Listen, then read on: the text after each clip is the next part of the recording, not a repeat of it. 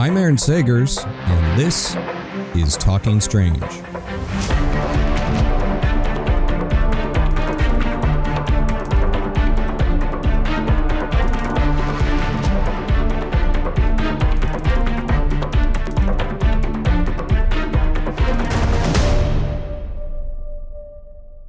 Hey there, spooky nerds, and welcome back to Talking Strange, the paranormal pop culture show. Once again, I'm your host, journalist, author, researcher of weird things, Aaron Sagers. And if you're watching the video episode, you're going to see that I am decked out in some spooky attire, because spooky season has begun. And I'm wearing my Roosevelt's Sam trick-or-treat hat, as well as a shirt that is emblazoned with jack-o'-lanterns and ghosties and goblins and all sorts of creepy things. But today's episode is, yes, it involves monsters and spooky things, as well as knights and samurai, because I'm talking to our friend and frequent guest of Talking Strange, David Dastmalchian, who we've spoken to about his comic book Count Crowley, as well as his splash hit movie Late Night with the Devil, which in of itself is going to become, I think, a Halloween tradition, something that everybody's going to be watching annually. But David has a new book out, published by Image Comics, a new comic called Knights vs. Samurai. And not only is David a super creative guy, a fellow monster kid and creepy kid, he's already dipped his toe into the comic book realm multiple times, but he's doing this book under the guidance of the iconic Todd McFarlane, icon of comics and collectibles, Todd McFarlane, the creator of Spawn, Todd McFarlane. And in this book, Knights vs. Samurai, I mean, right there, it's in the title. You got knights, you got samurai, but you also got monsters. And in Knights vs. Samurai, I'm going to tell you about it. Sir Charles Ward, aka the Dragon Butcher, has achieved knighthood. He's achieved acclaim. He's leading a legion of royal warriors, and he's heading out on a noble mission. Yet his self-doubt and grief haunt him. He's venturing to a mysterious island in the Far East, where Charles leads his diverse assembly of fighters, including a giant and 2 clerics, and maybe even a werewolf, to seek vengeance against savage monsters who ambushed a group of English missionaries. Arrival on the island reveals that the truth may be drastically different from what Charles was led to believe, and the savage monsters, quote unquote savage monsters, he will face are actually a regiment of skillful warriors, the likes of which he has never seen. And David is bringing these characters together from both England and Japan. He's bringing them to life as they face off with all manner of both Western and Eastern mythological creatures. And he's really done his homework on this, and including working with consultant Tressa Matsura of Uncanny Japan, the podcast. And it's really reflecting the folklore and the mythology in the book of these monsters, these creatures, and these types of characters. So the book is out now. Knights vs. Samurai #1 is out now, and the series is going to continue. So to talk about knights, samurai, monsters, we have David Dastmalchian and Todd McFarlane. All right, David and Todd, or as Todd said, TD in the house. We are here to talk about samurai, knights vs. samurai. There's a lot happening. This issue that is out September 25th, issue 1. And this is fun. As I was reading this book, it automatically made me think of when I was a kid and I had all of my action figures and I had the He-Man Masters of the Universe toys fighting against Sectars, Star Wars figures fighting against G.I. Joe figures. It's like I'm bringing everything together. So David, tell me about, where did this world come from? Was it that kind of thing? You're just putting all the toys together?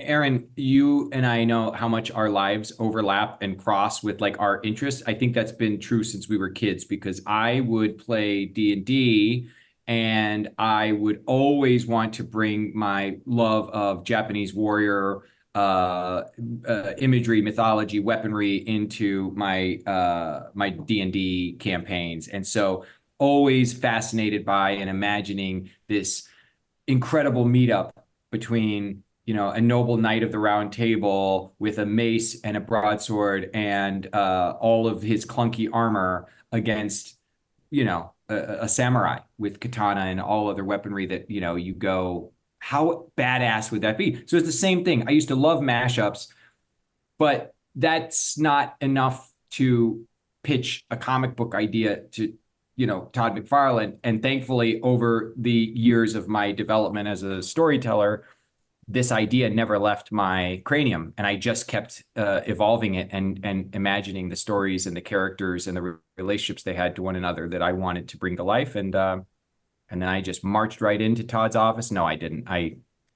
got an opportunity to pitch the idea to him, and here we are. Yeah, Todd. Well, first off, I mean, did you have any childhood connection to either knights or samurai? Which side were you on, if so? And also, what made this the kind of story that you're like, you know what, I do want to kind of shepherd this along and make this story happen? Aaron, first off, a disclaimer before I go. I'm signing stuff today. So if you see my head down, it's not that I'm not paying attention or I'm falling asleep. I'm doing double duty here. So we're gonna do an interview, and I got a deadline. I got to get a bunch of stuff in the mail here today. I would expect nothing less from you, Todd McFarlane. I just figure you're running one of your multiple companies simultaneously while also doing this interview. It used to be way easier when there wasn't Zoom. You could actually just do it on, like, put people on speaker, do your interview, and get your work done, right? Which is what I used to do when I was at the board. I just would draw, and people were just on speakerphone. But now everyone wants to see the whites of your eyes. Look, to go back to the first one.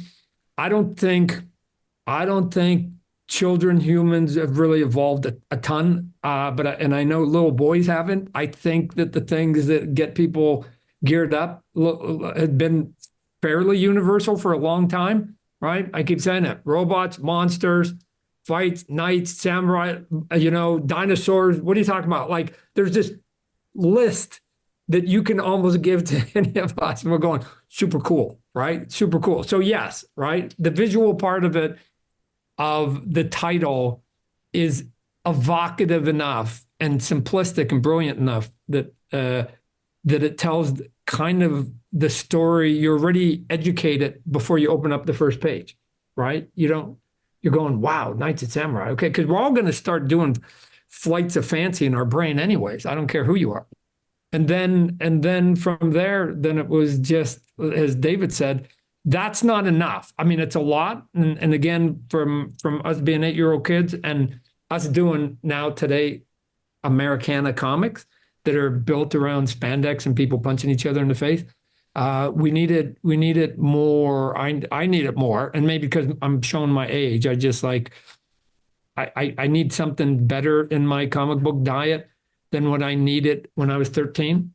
And David sort of started with Todd, Knights and Samurai. I was already there when he said that. And I was just crossing my fingers, hoping he actually had some meat on the bones.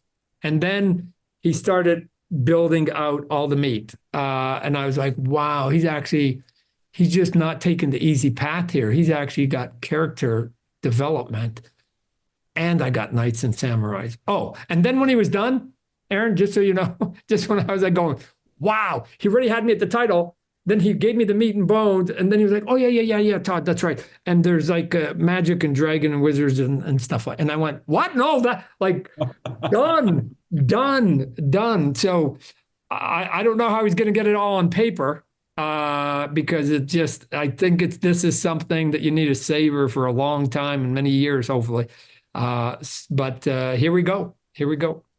Yeah, and David, I think when we chatted a little bit about it after San Diego Comic-Con last year when you had announced it, and I know you're kind of being you had to be a little bit secretive about it, but I think I asked about, well, will there be monsters? Will there be magic? And there are monsters. In fact, like the very first frame of this, we get monsters. And again, like kind of harkening back to my childhood, I was in this world and I was really thinking Ray Harryhausen. I was thinking Clash of the Titans. I was thinking all of those loves of mine as a kid as I'm watching the monsters and a boat and a monster like tackling the boat.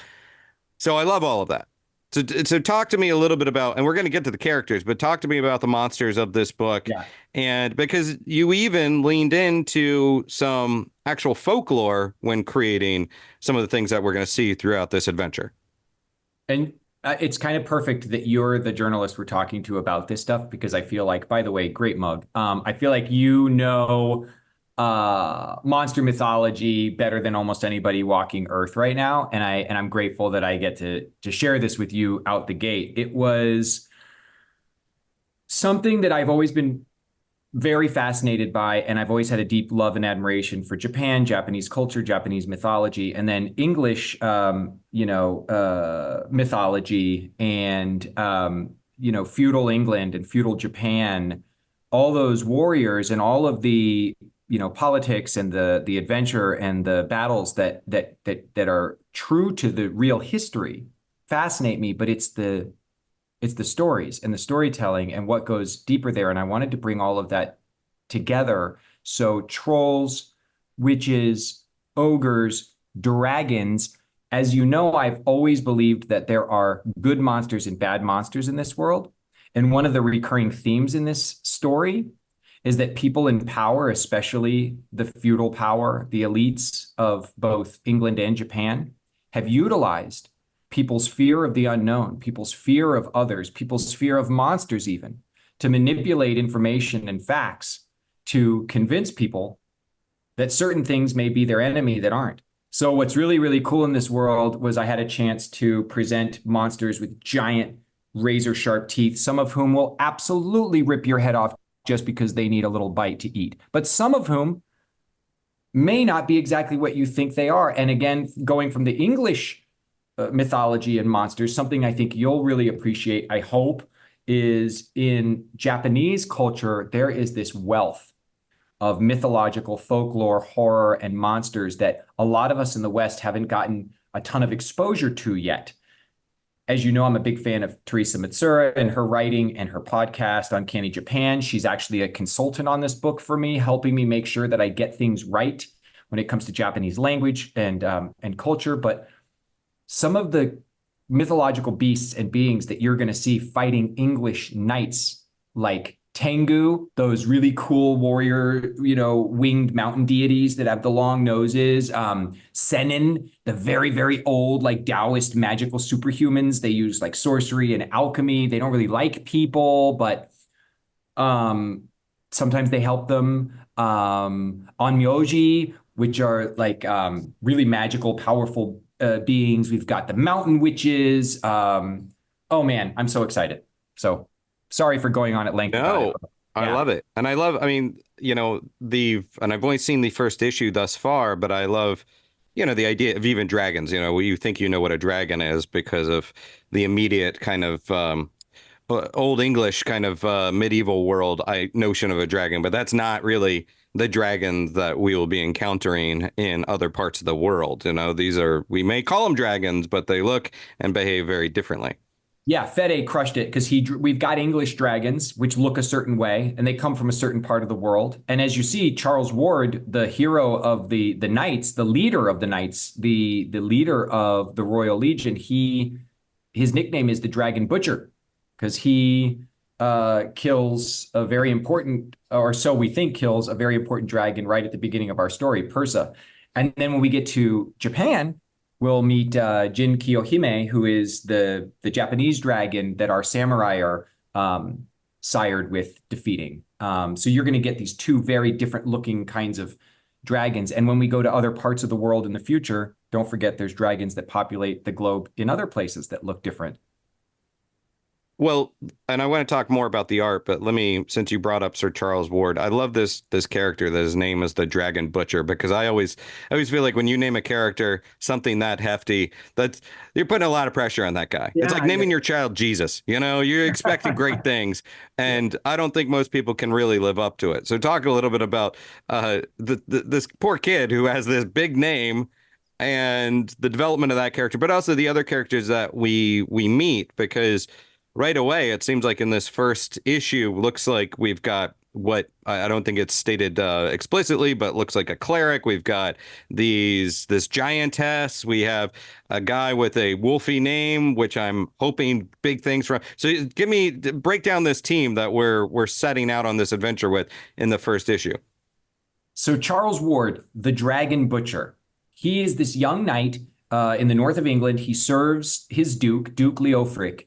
So Charles and his twin brother Bennett were orphaned at a young age. And they've always been in competition with each other. They're best friends. They're incredible warriors. They have this indomitable spirit between them. And they have a mentor who serves the Duke, Sir Robert Jarrow, who's a knight. He's a single widowed knight who has no children of his own. And he's been like a parent to Charles and Bennett. And in the beginning of our story, Charles and Bennett, as you see, as you will discover when you're reading the book, are engaged in this massive battle in the Northern Sea with Persa, this dragon. And Charles has great skill at defeating the dragon, but sadly, in the course of this battle, his brother is killed right in front of his eyes. And the trauma and the grief that he experiences from that levels him in such a way he has a hard time even getting out of bed, let alone heeding the call when the Duke calls upon him to take a royal legion on a ship far across the world to avenge, so he is told, a group of missionaries who were savagely attacked by some monstrous beings on this island in the Far East. So here's Charles, barely able to even like scrape himself off the ground. And now he's been put in charge of a whole group of warriors that he has to take across the world. And he's so riddled with anxiety and insecurity. He doesn't even know how to speak in front of these warriors yet. And he's got his work cut out for him because there's so many personalities in the Royal Legion. You're correct. He wouldn't call himself a cleric because the religious rule at that time was that he would have to be a priest. But the truth of the matter is that Godwin of Whitby, who is the great cleric, is practicing esoteric and alchemy in a way that he's really not supposed to be according to the church rules, but he's a great ally to Charles. He has a acolyte named Fletcher. She is this master bowman. She has her own secret agenda. She's an incredible spellcaster, and she looks up to the cleric Godwin as like a father figure. We have a giant who's a non-binary, genderless loyalist to the Duke who was rescued, or so they were told, when they were a baby by hunters. And the Duke supposedly rescued Mundrick. So Mundrick, this giant who's so powerful, is incredibly loyal to the Duke. And they just have this incredible heart and spirit. And I love that character. It's one of my favorite characters I got to create. And two more I want to tell you about really quick. Aelith, she's the most uptight, like formal knight of the entire regiment. The irony is, and she's a great warrior, but the irony is that when you get her drunk, she becomes like the drunken master. She's almost unstoppable in battle, but she has to get tanked, and she doesn't like being drunk. She doesn't like losing control. So her nickname is Ale. Her real name's Aelith, and she hates that. And finally, Wolfhelm, who's this real snarky German mercenary that is close with the Duke. And no one really understands what he's doing there other than the Duke really has trust in this guy. But Wolfhelm does have a secret, a lupine secret, if you will. And when push comes to shove in battle, he has the ability to transform into something that I know will really make you scratch your ears, Aaron, with like a puppy. That's really a nice great. tease. The POV, we start with the POV of the Charles's crew, but will the camera shift? Are we going to be able to see from the point of view of the samurai, or is that right around the corner? So when you're reading issue 1, you're going to get to know all of these characters, and you're going to get to learn about these horrific beings on this island in the Far East who supposedly attacked these innocent missionaries the Duke had sent just to spread the good word of the Lord. When we land on this mysterious island, you're going to, and our knights are going to be confronted with warriors of the like they've never seen before. And what is really fun for me as a writer is suddenly pivoting the camera. And now you've got these warriors protecting their island, trying to battle a dragon who these knights land on their beach who look like really nothing they've seen before and who are obviously a threat to them. And because they can't speak the same language, because they look differently from one another, because they've been told by their superiors that these are their enemies, they're going to immediately go into fight mode. Even the wise leaders of both of these groups who are trying to find some form of way of communicating, there's nothing they could do about it when their warriors start battling each other. And I'm really excited for my readers to see the way that we've been given an opportunity to use we have the best people in the business on this book, artists, the colors, the lettering. We're using double type on some of the Japanese dialogue where you're going to see it in Japanese. So if you are a Japanese speaker, you'd get to hear what they're actually saying, but there's almost a kind of subtitle in there. So my English readers can follow what the Japanese warriors are saying. And then hopefully we'll keep going back and forth. So you start to question what we're always told in stories. Well, there's got to be a good guy and a bad guy, right? There has to be the ones you're rooting for and the ones you're rooting against. But what if there's more to the story than that? What do we do then? Mm-hmm. Todd, I think it's really worth noting that this book is $2.99. That's a very affordable entry point for a comic. That I love comics, but obviously we've seen the prices go up throughout the years.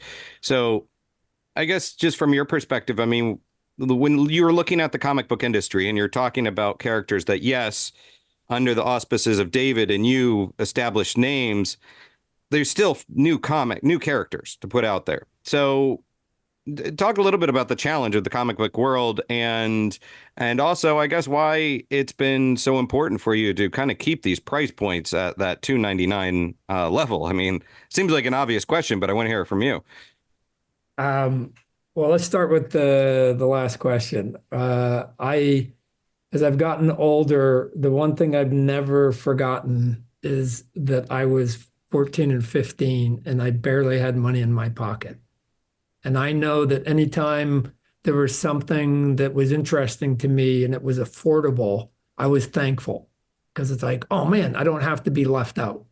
And sometimes the barrier is price, right? I don't know. I think price matters. Right? All things being equal, price matters. Again, content, it should be king. But if you have two comic books that you think are exactly the same, and you go, that one's about a 5 out of 10, and that one's a 5 out of 10, take the one that's cheaper.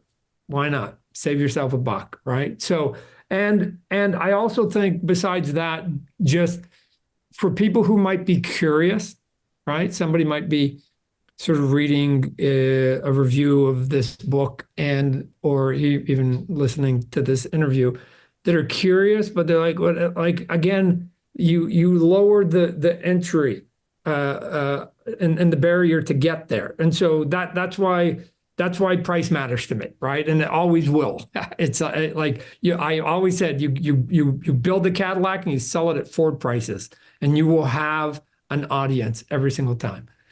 So for me, the bigger piece, and here's sort of the heavy lift, Aaron, and you recognize it there. We live in a world of spandex comic books, right? The readers have been trained, they have a certain look and all those other things. I get it. So I've warned David, and David knows, we've had the conversation, that this may be, I think it's a great idea and all those other things. That's just, I take it for granted from my point of view. I've read 4 issues. David's getting better. Fetty's getting better. It's all getting cooler. And you just heard him ramble and give you 25 characters. Our job now is to try and show people that quality can come in different ways. And it might be in the long run that half of our audience is going to be non-traditional comic book readers.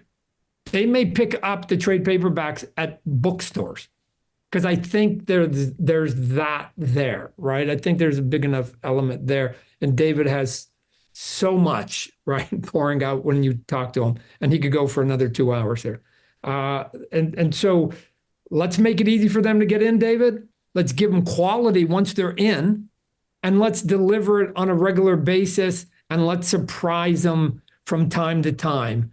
And oh, by the way, the title is easy to consume, right? I mean, just you're there. So let's go. And if it takes a little bit of lifting, then let's go. Or I guess we can come up with another knockoff Spawn title David and I could do and go get. I don't know that the path of least resistant is never been interesting to me.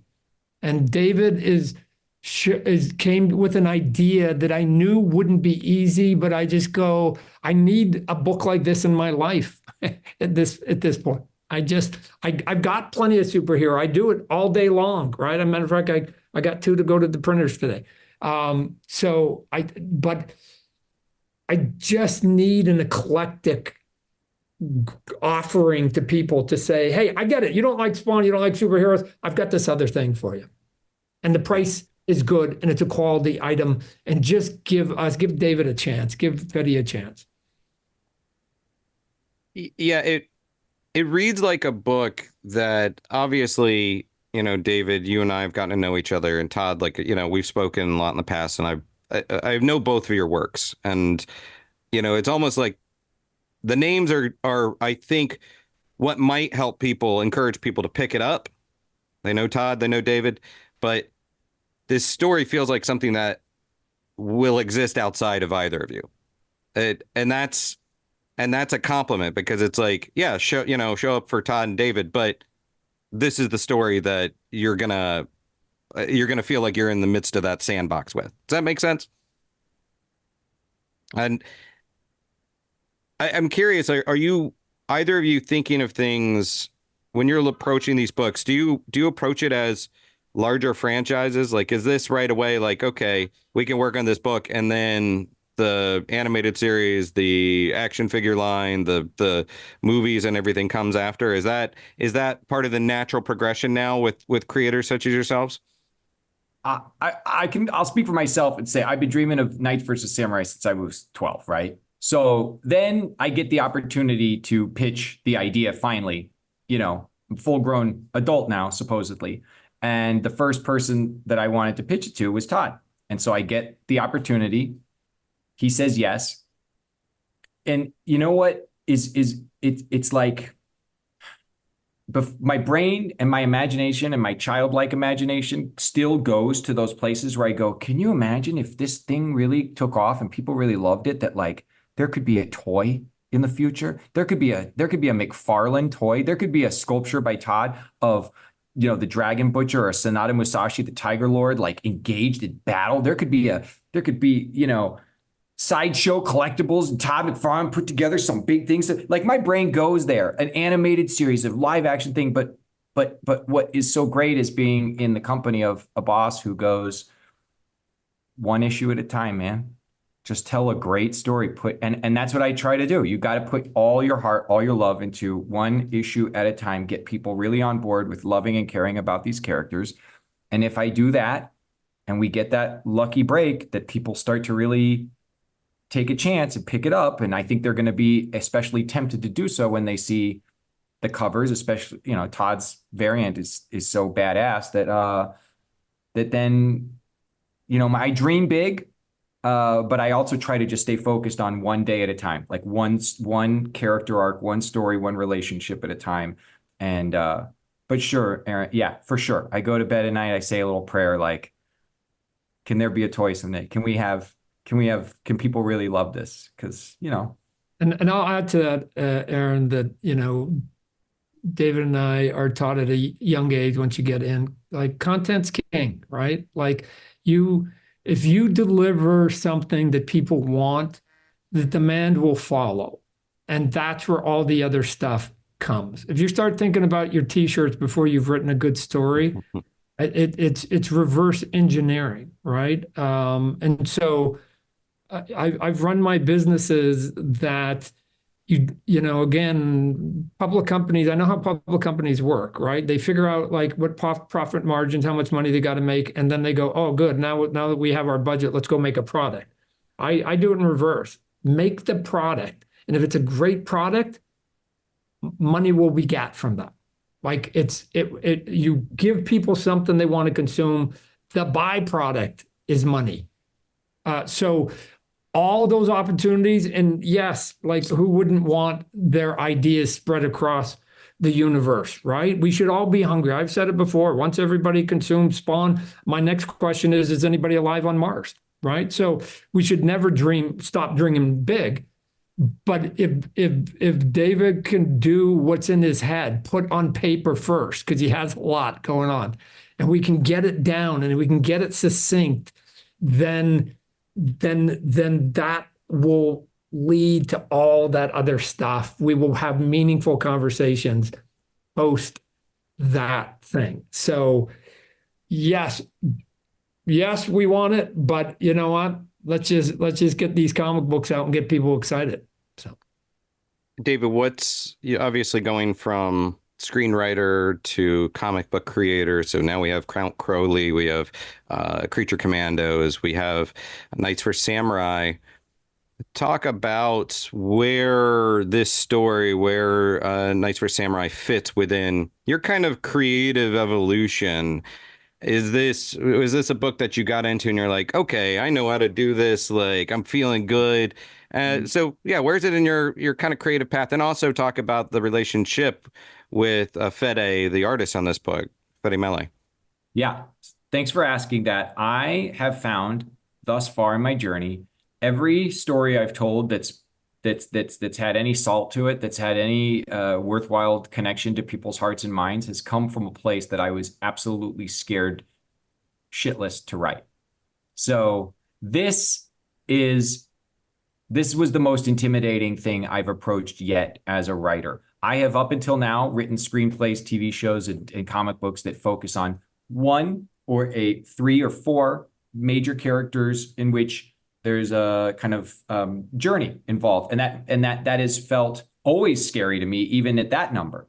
With this story, because of the world that was being built, and because I needed to tell a story that I think all of us can relate to, what it feels like to be in that class of people who are in the warrior class, the artisan class, the worker class, the labor class, the soldier class, the craftsman, all of us who are not the people dictating the rules of all, are often fed information convincing us to be afraid and to dictate our behavior based on fear. Buy this so you feel less alone. Buy this so you look better. That person who lives there, who talks that way, who looks that way, that's your enemy. Keeping us separate from one another is one of the most insidious and yet consistent tools that power structures have used since the dawn of time.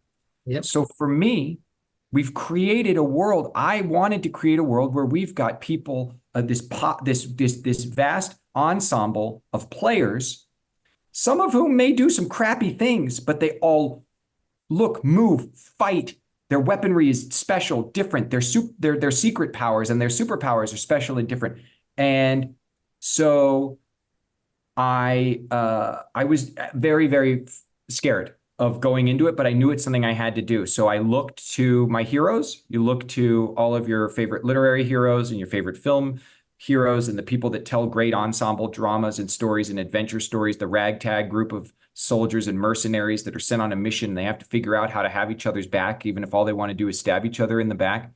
And those stories have great meaning and weight to me. So then, thankfully, I'd spent enough time before you go pitch. You really got, as you know, you and I worked on stuff together. You got to really hone in. What is the idea? What is the heart of this thing? By the time I was able to tell Todd about it, he got it. He believed in it. He said, I'll give you a chance.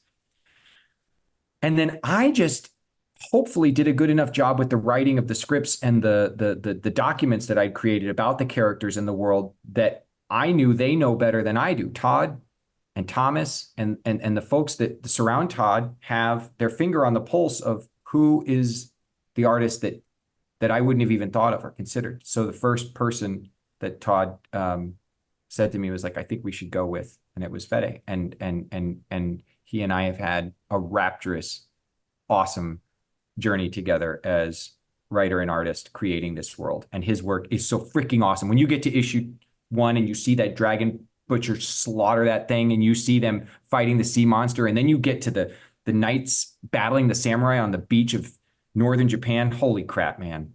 It's so awesome. Yeah, and I'm looking forward to that.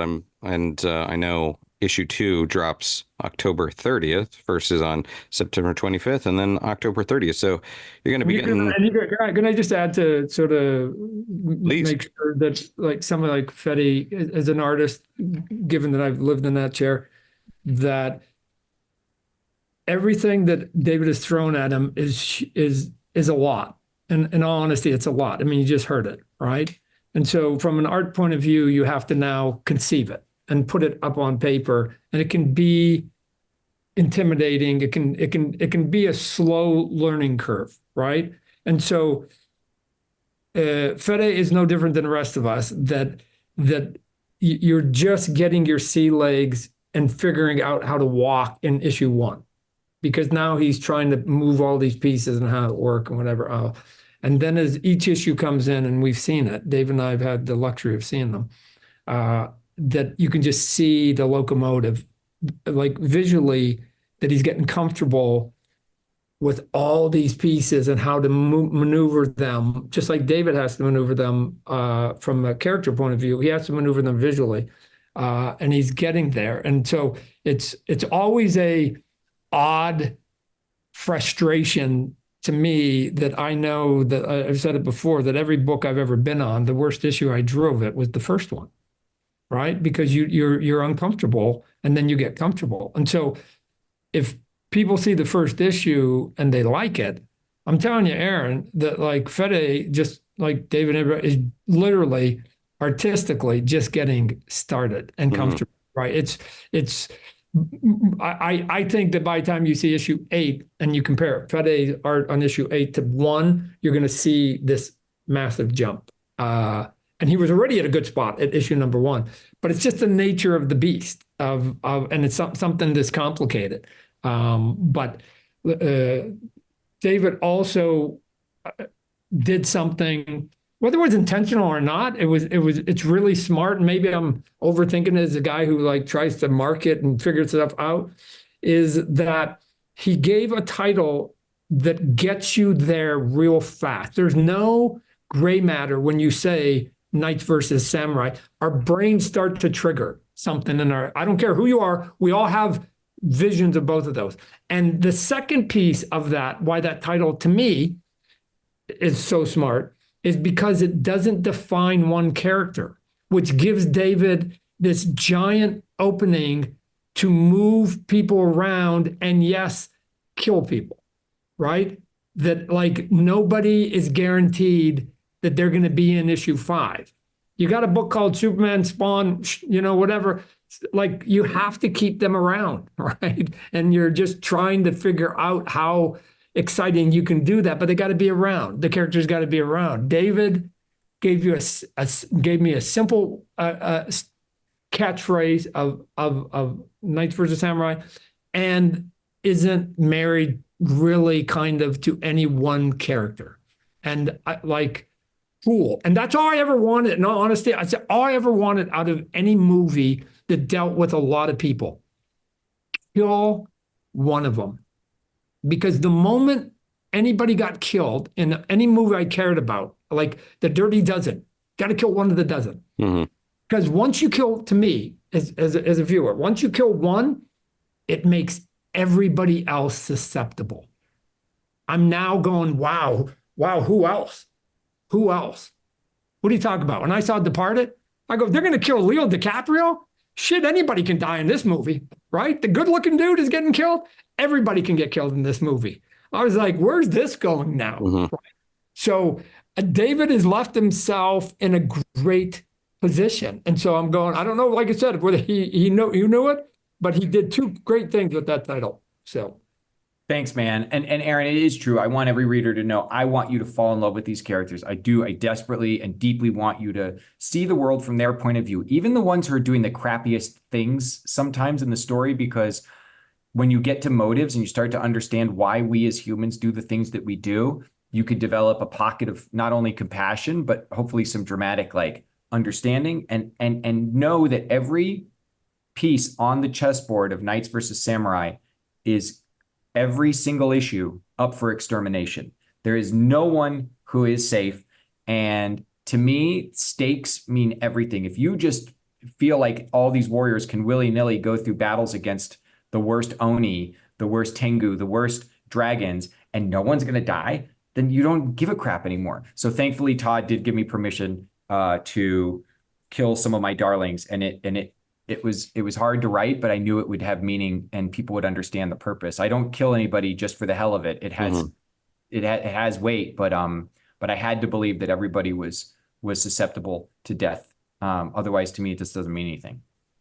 Well, I just have a couple more questions before I let you guys go. And Todd, I know it's like the most, for the last couple decades, the question you're getting the most, but Spawn movie updates. We can spin that question in a way that's a little bit more exciting. But where are we at with it? What can you say? What's the update? The script is in a director's hand right now. So we got the script right before San Diego. Right. And then we made our list. And again, the great thing about Hollywood is you can make a list of your top 10 and they're all perfect if you take any one of them, right? So we're in the process of doing the next big move, which is once we get our director, then literally that will trigger us. When we get that contract signed with our director, the next move is going to be go into the studios and sell it. That's it. We're one move away. Find my director. Let's go. So it's in the hands of a director, and we're just waiting to see whether it's a yay or nay. For both of you, what is the moment, navigating in this business, and I know what it feels like to feel like something is about to cross that finish line or, be in the end zone, but that cautious optimism, that not getting excited before it's time to be excited. How do you guys navigate that? What is like Todd, is this at a point where you're like, hey, I'm excited because this movie, we're almost to the first day of shooting, even though it may be a while off. Yeah, look, Aaron, you're overthinking this question. This is an easy answer. I got a fucking day job, right? And if I wait for the biorhythm of Hollywood, I'd put a gun to my fucking head, right? So I've got things, I'm busy. And when you guys get around to saying yes, you got my number, right? But I don't know. This is actually way more intriguing for a guy like David. I don't know how people who make a living in that city budget their life and turn to, like, whether you're a writer or you're a prop guy, or how do you turn to your family and say, I got 3 kids. Don't worry, I'm going to be able to pay the bills this year, because the yeses and the nos come at such a slow pace. Aaron, here's my definition of Hollywood. I'll give it to you, right? You're in the business for 40 years. You make 3 projects. You die, and they call you prolific, right? Like, oh my God. I do monthly comic books and put a lot of I need stuff like every week. We do comic books every week. We do toy. I'm not built for that. So whenever you guys get around to moving that glacier, you got my number. Let's go, and I'll be there with bells on my shoes. But in the meantime, I'm busy. So that's how I get through it. David, I don't know about you. I love that answer though, Todd. As someone that is like having had the cheese kind of dangled in front of me so often, like it's like I'll be excited when the checks clear, I guess. But David, I mean, how do you mitigate excitement? And then also, I guess, anything you could tease about the Count and updates with Jerry. Sure. So I'm not gonna lie, I've put years of thought and care and love into Knights versus Samurai. So of course, there's a part of me during the day that starts pacing and contemplating and wondering, have I done enough to get the word out? Am I doing enough to get people excited about this? And are people gonna love these characters that I love so much? And then you have to put it in a bubble and let it go. You just have to. And I'm so grateful that I have Good Fiend Films and I've got the other projects that I'm able to be putting energy into. So while I am waiting to see how people respond to the story, I can be, writing and crafting the future stories for Jerry Bartman, Count Crowley. And I've got a massive announcement coming very soon about Count Crowley that I can't wait to share. I just have to make sure it's all, good to go. That will be shortly. Yeah, Creature Commandos comes out in October. Getting to tell that story has been such a blast, such a dream. And then around Halloween, I've been putting a lot of love into. I love anthological stories. And Aaron, as you know, our mutual dear friend Leah is one of my favorite collaborators. We wrote Headless Horseman story for Dark Horse. We've written a brutal, grotesque, awesome little ditty for DC Horror Presents. Getting to play with an existing character in that world. And then as an actor, I'm really excited for you guys to see Murderbot that I shot for Apple. That comes out next year based on Martha Wells' book series. Life of Chuck from Mike Flanagan's getting a great response from people at TIFF. Brian Fuller's Dust Bunny will be coming out soon from Lionsgate. So, life is short. I wasted a number of years. I wouldn't say wasted. I'm a gratefully recovered addict, but I did spend a lot of years experimenting out there with how to destroy my life. So the fact that I gave up some of those very crucial artist years has me always feeling like I got to make up for lost time, man. I got a lot to do. I got a lot to catch up on. And so I'm just a grateful man sitting here today getting to do all this. Aaron, I just want to say one thing just to people understand, creative people, because we can be odd, right? I mean, the word I would use is neurotic. I think we're all neurotic. I think it's the sauce that we all need, that is our blessing and our curse. But let me tell you why we're all neurotic, right? I'm going to paint everybody with the same brush here, because creative people have a million ideas in our head, right? At any one time. We can't even pack it in there. David's doing it right now. He's probably got 10 things that he's doing, and he's doing this interview.